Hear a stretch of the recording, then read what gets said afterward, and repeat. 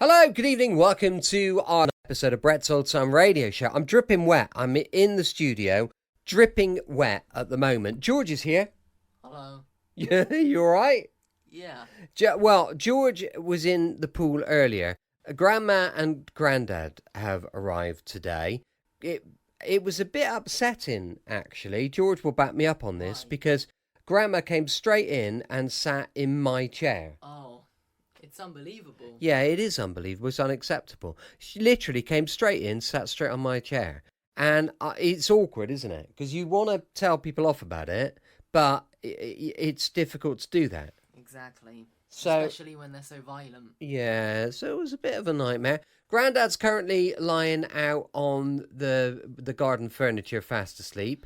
Grandma is out by the pool with Vicky. William's playing his game. George is where the party's at with me. Oh, the hype house. Yeah, absolutely. We had a lovely Goico burger, didn't we, yesterday in Murcia? I'm feeling Goico. So we're feeling very Goico again, and we fancy that again. We went out for breakfast this morning at Big G's Diner, just because we thought we'd take Grandma and Grandad when we picked them up from the airport. So that was all good. And, well, I'll keep you updated with everything that's going on. Can you think of anything else that everybody might want to know, George? I got a new cologne fragrance. George has got yet another new fragrance. What one have you got?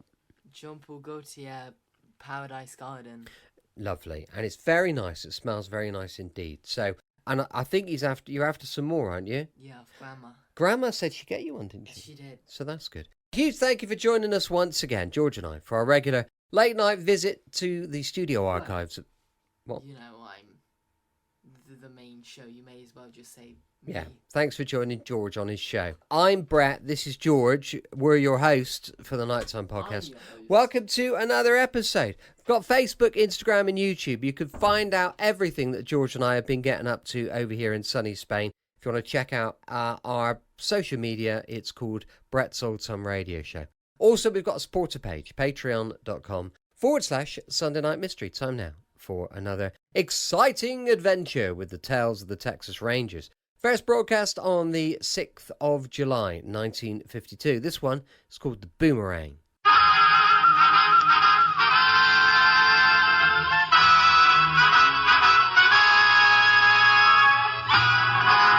Of the Texas Rangers, starring Joel McRae as Ranger Jace Pearson. Another authentic reenactment of a case transcribed from the files of the Texas Rangers.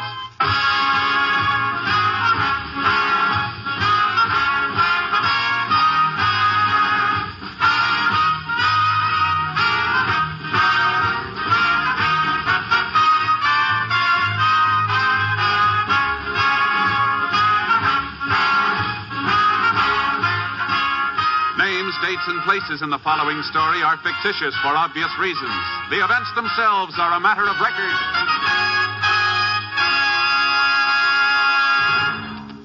Tomorrow, from the Windy City, NBC, the national broadcasting company, begins its coverage of the Republican National Convention. More than 300 experts in their fields will be on hand to bring you every important news event of the next week. Yes, tomorrow is the big day. NBC has been preparing for this convention coverage for almost a full year. With tons of valuable equipment at their disposal and years of news experience behind them, men like H.V. Kaltenborn, John Cameron Swayze, Richard Harkness, W.W. Chaplin, and hundreds of other nationally known newsmen will see to it that you at home will be able to attend the Republican Convention on NBC. You'll be closer to the activity than many of the people at Chicago's International Amphitheater, for NBC will take you to the convention floor, to smoke-filled rooms, and to news studios built especially for convention use. Yes, NBC, with more personnel than any other network, will be your best bet for convention coverage. You'll hear all the news first on this station. Now, the Texas Rangers.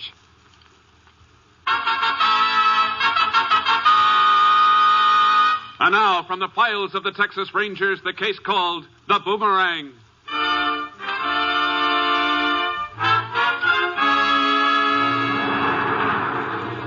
It is late afternoon on a Thursday in May, 1937. Several miles north of Catonsville, Texas, a car containing two middle-aged women pulls up in front of a shanty on a rundown farm. He's here, all right. There's his horse and buggy. I'll ride back with him, Ruthie. All right, Ethel. Thanks for driving me over. Don't mention it.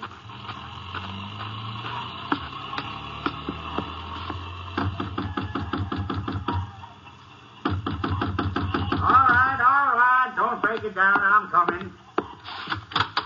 Oh, Mrs. Hadley. What do you want? Is my father in there? No, he ain't. Don't lie to me. That's his buggy. I said he ain't around. Now get out of here. Don't tell me what to do, Sam White. I'm coming in to get my paw. You take one step inside my place and I'll bust you in the teeth. What? Why, when my Harry gets back from his sisters, we'll see who gets busted in the teeth. Your husband ain't going to do nothing to me. Oh, no? Oh, no. Harry's just as tired of your nagging as your pa is. Oh. He only went to Oklahoma to get away from you for a couple of weeks. That ain't so. Now, you tell my pa to come out of there. Why don't you get on your broom and fly off my property? You're just asking for trouble, Sam, and you're gonna get it. Pa! That you, Ethel? Are you out back? Yes. What do you want? I'm taking him home, and he ain't never coming here again. Why don't you ask him if he wants to go? He don't belong around no filthy, sloppy pig like you. The way I live's none of your nosy business. Hey, Roscoe, the warden's come to take you back. What's the matter this time, Ethel? How many times have I told you not to come over here? And what are you doing with your feet in that tub of dirty water? It's for my rheumatism. It's got sassafras roots and kale in it. Something Sam fixed up for you, I suppose. I'd like to fix up a pine box for you. Shut your mouth, you. Say, ain't that Pa's watch chain you're wearing? Well, what of it? He gave it to me. Pa, why did you give him that gold chain? Well, he liked it. I never heard of such a thing. Sam, you hand over that chain right now. You just try and make me, woman. My mother give that to Pa. And he gave it to me, so I'm keeping it. Let's cut the arguing, Ethel. I give Sam a present, and he's going to keep it. I want him to have it. You're always giving him something. Suppose you give him that box of canned goods out by the back door, too. I just loaned Sam the money for that until his pension check comes through. We bought the stuff because he invited me for supper. What for? So he could get some more of your money? It's your pa's money, not yours. If he helps me out once in a while, it's his business. Well, it's my business, too. Come on, Pa, get your feet out of that tub. Are you going to let your daughter push you around like that? There ain't no use in arguing with her. She always gets her way. If she was mine, I'd put her over my knee and whale the living daylights out of her, like she was a spoiled kid. Come on, Pa. You can put your shoes on in the buggy. Oh, all right, Ethel. Sure, go on, both of you. Huh? Darn crazy woman. Look at you, letting her lead you around by the nose. Go on home, don't come back. Oh, you don't mean that, Sam. Damn right I do.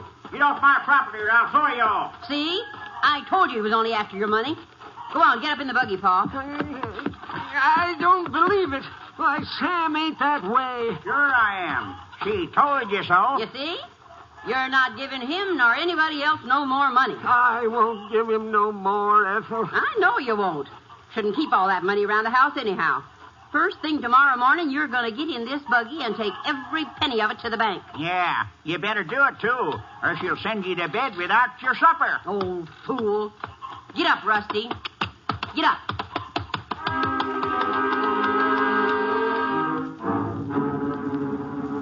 At 3:30 the following afternoon, Mrs. Hadley went to the office of Sheriff Nielsen and reported that her father, Roscoe Crider, was missing. After a preliminary check, the sheriff requested aid from the Texas Rangers. 45 minutes later, Ranger Jace Pearson was at the sheriff's office.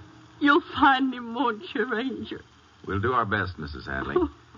When was the last time you saw your father? About 9:30 this morning, when he took off in the buggy. With the $1,400? Yes, sir. Was in a tin box. He never got to the bank, Jace. And we can pretty well rule out the possibility of an accident. He's not at the hospital, and no doctor around here has seen him. Oh, excuse me. I Sheriff know speaking. something terrible's happened to him. And it's all my Hold fault. on a I minute. made him go. I'll be right back, Jace. I'm going to take this call in the other office. Okay, Sheriff. Was your father feeling all right when he left for the bank, Mrs. Hadley? He wasn't ailing, if that's what you mean. But he was in pretty low spirits because I kept after him till he took off in the buggy. I was only doing it for his own good. Did he ever stay away this long before? Sometimes he'd sneak off with that awful man named Sam White. But I stopped off there, and Sam claims he ain't seen him all day. You think he might be lying? He sure could be, Ranger. He's a nasty old man. Can I see you over here? Sure. Excuse me, ma'am. What is it, Sheriff? That phone call. One of our boys in a plane thinks he spotted Crider's horse and buggy. Where? On the edge of Bourne's Lake. But there was nobody near it. Have a deputy take Mrs. Hadley home. We'll go out there.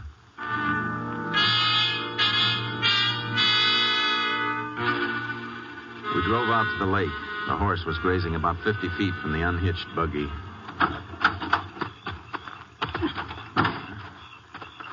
Well, don't see him anywhere. There's nothing in the buggy. You can see where he walked around unhitching the horse. Yeah, And I would... Look over there, Sheriff. Where? Down toward the edge of the water. A lot of footprints. Yeah. He must have gone up to his ankles in mud. Looks like someone shoved a rowboat off here into the water. Reckon he went rowing? It doesn't make much sense that Roscoe Crider would take his money down here and go rowing. Sure doesn't. Can you see any boats on the lake? No, not from here. Let's get up on that rise. We ought to be able to spot it from there. The lake's only half-mile across at most. Yeah, this should be high enough. And there isn't a single boat out there. Now, wait a minute. There's one over there in that inlet. Hmm? Nobody in it, though. Let's take a look. Might be the one Crider used.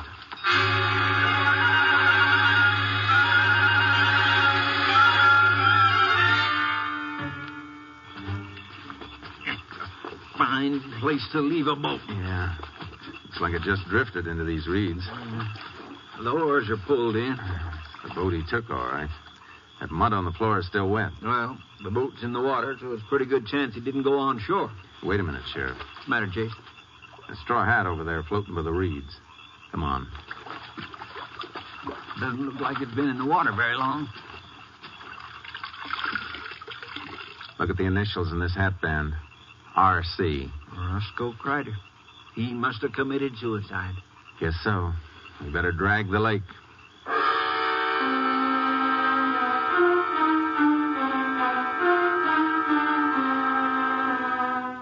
We told Mrs. Hadley the news. She broke down and bitterly blamed herself for her father's death. She felt she'd driven him to it by being too hard on him.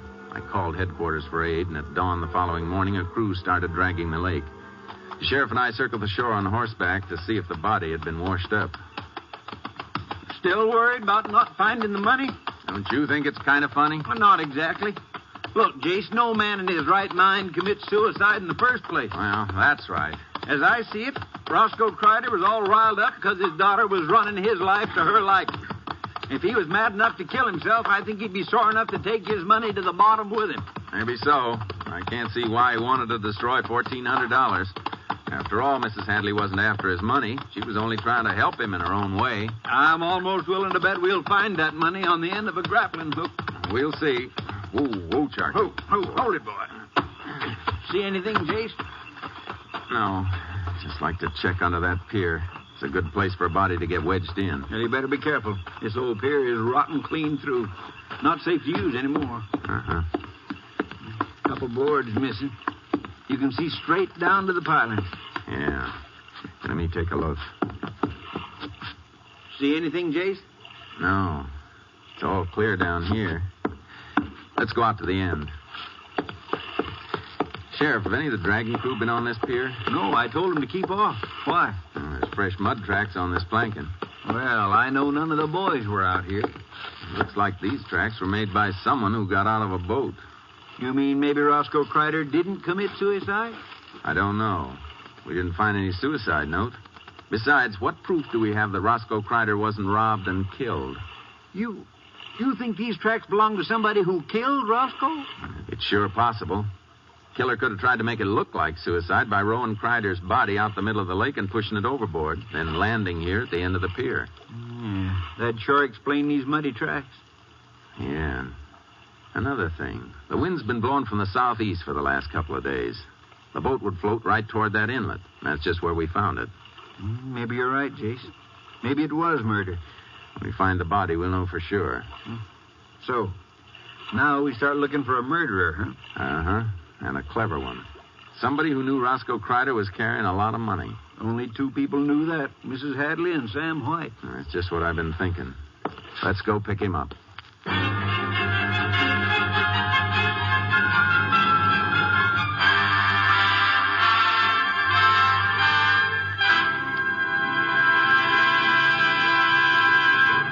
In just a moment, we will continue with Tales of the Texas Rangers, starring Joel McCrea as Ranger Jace Pearson. At this moment, throughout the country, millions of motorists are beginning to wend their way home along crowded highways from a long Independence Day weekend. It is at times such as these when accidents happen more frequently, when death and driving draw closer together. You can help to decrease the accident and death rate on our nation's highways. Excessive speed for driving conditions is a major cause of many motor accidents. Control your speed at all times to keep within the safe speed, not just the legal limit. America's professional truck drivers are taught to drive ahead of themselves and to avoid accidents by seeing them threaten before they can happen. They know that careful driving keeps them from having accidents which may take lives. Speed is the number one killer on the highways. So drive carefully today on your way home from an enjoyable weekend, and tomorrow wherever you go in your car. Exercise caution, courtesy, and the golden rule, for the life you save may be your own. Now, Act 2 of the Texas Rangers. We continue now with Tales of the Texas Rangers and our authentic story, The Boomerang.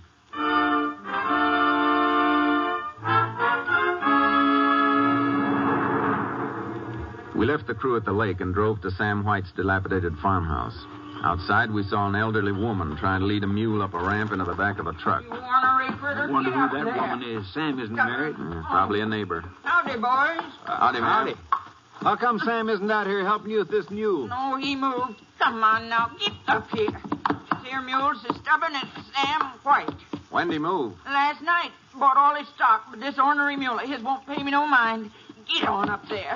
I'm going to have to take a whip to him sure as I'm born. Know where Sam went? I got no idea at all.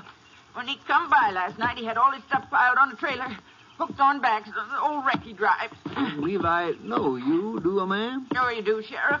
I'm Red Russell's sister, live over near the South Wash. Oh, of course. I didn't recognize you with your hair, Bob. Did Sam say where he was going? Nope, just said, doggone you, mule, now get on up, not down. Come on now, come on. That's it, boy. Land sakes, that was. Would you mind just shoving that ramp and closing the tailgate? Sure, ma'am. Thanks. Now, what was I telling you? About last night. Oh, yeah. Well, Sam said it was an emergency. Had to go away, didn't say why. So he sold me the whole shooting match. Already got the hogs and a couple of Angora goats and some chickens. He didn't even know for sure how many of them he had. And then this here mule. Did he act like he needed money? No, sir, I wouldn't say that. He was satisfied with $42 I give him for the whole batch of stock. Them goats and hogs are worth more than that by themselves. Seems like he wanted to sell out at any price. Are you sure he didn't say anything that would tell where he was heading? Nope, not a single word. I signed over the milk check the dairy give me, and he drove off. Check? Yep. Something wrong? What company issued that check, ma'am? Criterion Dairy. Thanks, ma'am. Come on, Sheriff. Where are we heading, Jace? Criterion Dairy. When that check comes back, we want to know where it was cashed.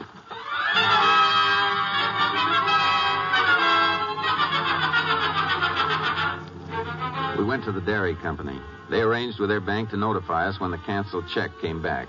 Meanwhile, we continued our search for Roscoe Kreider's body without success. A week later, the check came through. It had been cashed 300 miles away in Tucker, Texas, by a real estate broker named John Cooney. We went there. That's it, Jace. There's your sign, John Cooney. Maybe Sam White bought some property. Yeah, I'll get it. Thanks. Morning, gentlemen. What can I do for you? You, Mr. Cooney? Yes, sir, I am. You remember cashing this check? Let's see now. No, sure. I took it as a rental payment a few days ago. From a man named Sam White? That's right. Rented him a little place out on York Road, and he gave me the check for part of the rent. Is something wrong with the check? No, it's okay. How do we get to Mr. White's place? Well, it's about 3 miles out on York Road. But if you want to see him, he's probably in town. What makes you think so? Well, when he rented the farm, he asked me where he could pick up some stock. I told him to go down to the auction yard today. They have sales every Monday, you know. I'm sure he'll be down there. That's about it, Jace. Yeah. Let's get over to that auction.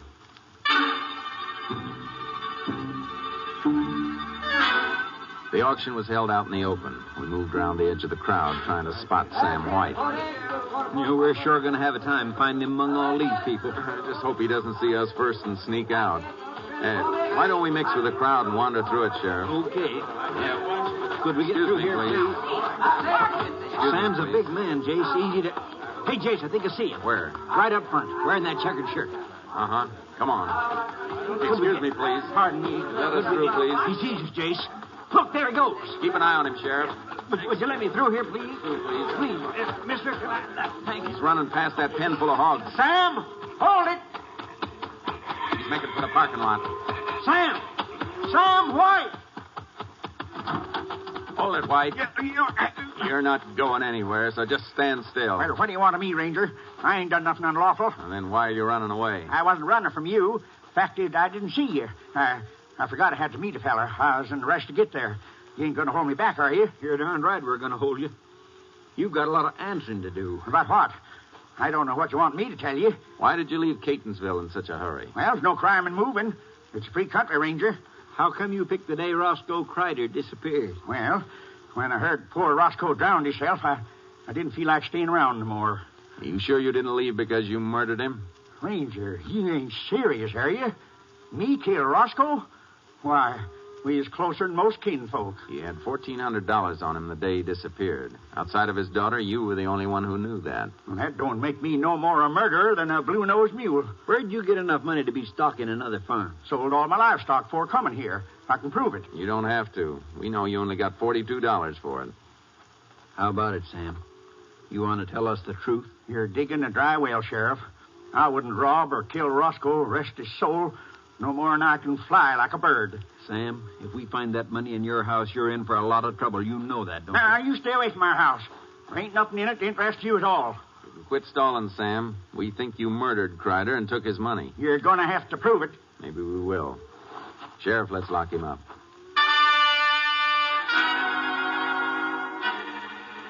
We turned Sam White over to the local constable. Then we got a search warrant from the magistrate and went out to the farm White had rented. Well, look at it, Jace. Hardly any difference between this shack and his last one. Yeah, I reckon he was going to use that money for other things. Door's locked. Let's try that window. It's open a couple inches. Good. Yeah, I'll go in first. You don't have to climb through. I'll open the door, Sheriff. Okay, Jace. He doesn't have much furniture in here.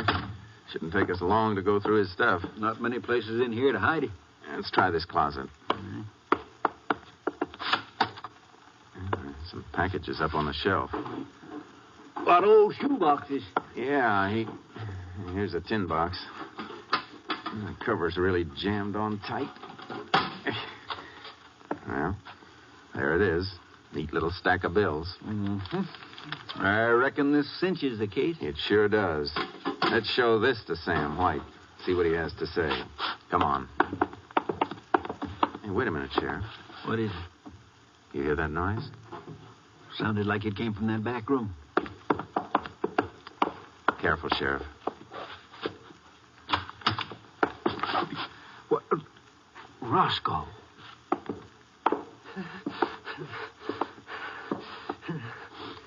What are you doing here, Mr. Crider? Please don't take me away. I don't want to go back home. Are you all right? Ethel sent you to bring me back, didn't she? Please tell her you couldn't find me. Nobody sent us, Mr. Crider. We thought you were dead. Well, that's what I wanted you to think. Ain't there some way you can forget you've seen me? How about telling us what this is all about? You promise I can stay here? You're an adult. You got a right to do anything you want. Yeah, my daughter don't think so. Everything I done was wrong. I couldn't smoke in the house. I had to eat only what she liked. I had to go to bed when she had company. Treated me just like a kid. Well, you had money. Why didn't you move out? I did. I moved in with Sam once.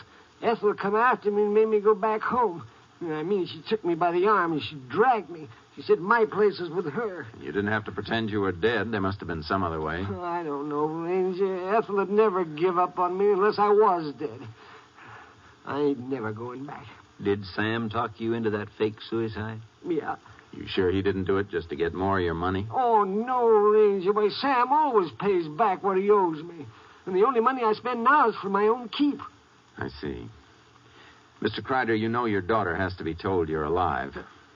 No, it'd just be the same thing all over again. Nagging me and bawling me out. Please don't tell her. We have to, Roscoe. She filed a missing persons report. She has to know you're alive. Well, do you have to tell her where I am? That part's up to you. Well, then I don't want her to know. She's been miserable blaming herself for your suicide. She don't care. She does, Mr. Kreider. She does care. She thought she was doing the right thing for you.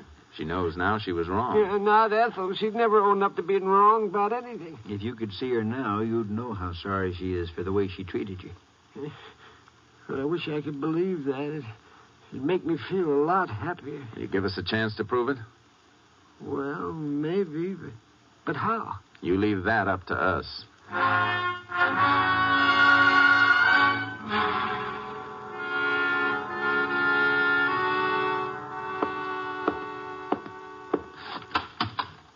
You can come into the office now, Miss Hadley. Thank you. Hello, Ranger. Hello, Mrs. Hadley. Sit down, won't you? Thank you. The sheriff said you had something to tell me. Yes, ma'am. We've got some news for you. Your father's alive. Alive? Oh, thank God. Thank God. Is he all right? He's fine, Mrs. Hadley. Tell me, where is he? That's something we can't tell you. You mean you don't know? We know. Then I don't understand. Why can't you tell me? Because he asked us not to. Oh, he hates me. He hates me that much. No, ma'am, he doesn't hate you. He must. If he didn't, he'd want to see me. Maybe he does want to see you, but he's afraid you'd make him come back and live with you. No, I wouldn't. Mrs. Hadley, your father likes his freedom. I know that now.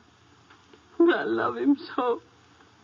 I thought everything I did was for his own good. I was wrong. Well, we all make mistakes. He'll never forgive me. Now I'll never be able to see him again. Oh, Paul. Excuse me a minute, Mrs. Hadley.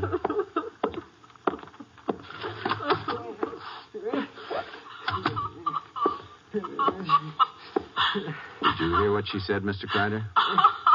Yes, I heard.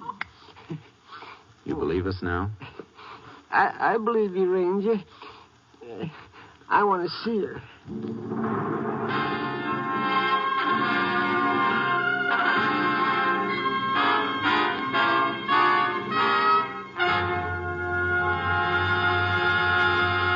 In just a moment, we will tell you the results of the case you have just heard. Tomorrow, the Republican Convention begins in Chicago. Gathered in this convention city are more than 300 employees of NBC, all completing last-minute details, so that tomorrow morning you will hear the best convention coverage. Yes, as in every election year since 1928, NBC will be the leader in convention news coverage in 1952. Top news reporters, men like H.V. Kaltenborn, John Cameron Swayze, Morgan Beatty, W.W. Chaplin, and a dozen more, will be on a round-the-clock basis to bring you all the convention news when and as it happens. Through the facilities of the National Broadcasting Company, you will travel throughout Chicago to hotel headquarters, special meeting places, the convention hall itself, and to NBC's special studios built just for giving you top convention coverage. No other network offers you a better way to attend the Republican Convention. Hear every exciting moment on this station of the NBC Radio Network. Now, the conclusion of Tales of the Texas Rangers.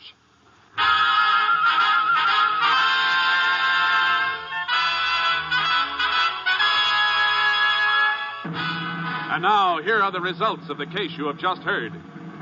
Mrs. Hadley kept her word. Her father continued living quietly with Sam White on their rented farm. Until his death 7 years later, Roscoe Kreider made periodic visits to his daughter in Catonsville. And here again is the star of our show, Joel McCrea. Folks, today is a red letter day for Tales of the Texas Rangers. It marks our second anniversary on the radio. And as we go into the beginning of the third year, we want to tell you listeners how much we've appreciated your letters and wonderful comments. Most of you know that it takes a lot of work to put on a show of this type. From the gathering of the research material to the sign-off of the actual broadcast, there are dozens of people who help to put over tales of the Texas Rangers. To the Ranger Force and to all our wonderful friends at the Department of Public Safety, to Captain Gonzalez, to the staff at NBC, and to the local stations that make up this great network, we say thanks ever so much. And to you, the listeners, our grateful appreciation. We hope we'll be with you for a long time to come. And we hope you feel that way, too. Good night, folks, and thanks. See you next week. Next week, Joel McCrea in another authentic reenactment of a case from the files of the Texas Rangers.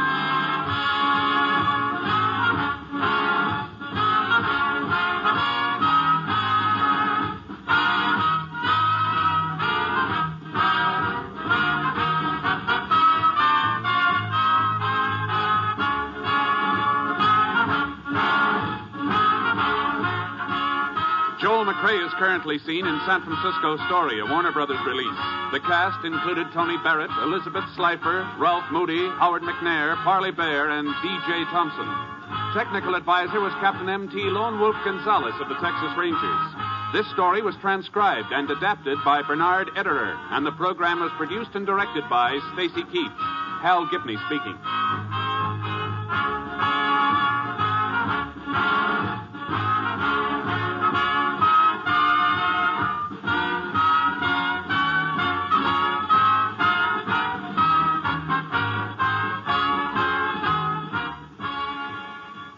Wednesday is here, the best of Groucho on NBC. Welcome back. Hope you enjoyed our latest adventure with those Texas Rangers. And don't forget, tomorrow we've got a little bit of comedy for the end of the week with Dad's Army. We're looking forward to that. I do enjoy the Dad's Army shows. They'll be going live at 5 p.m. GMT.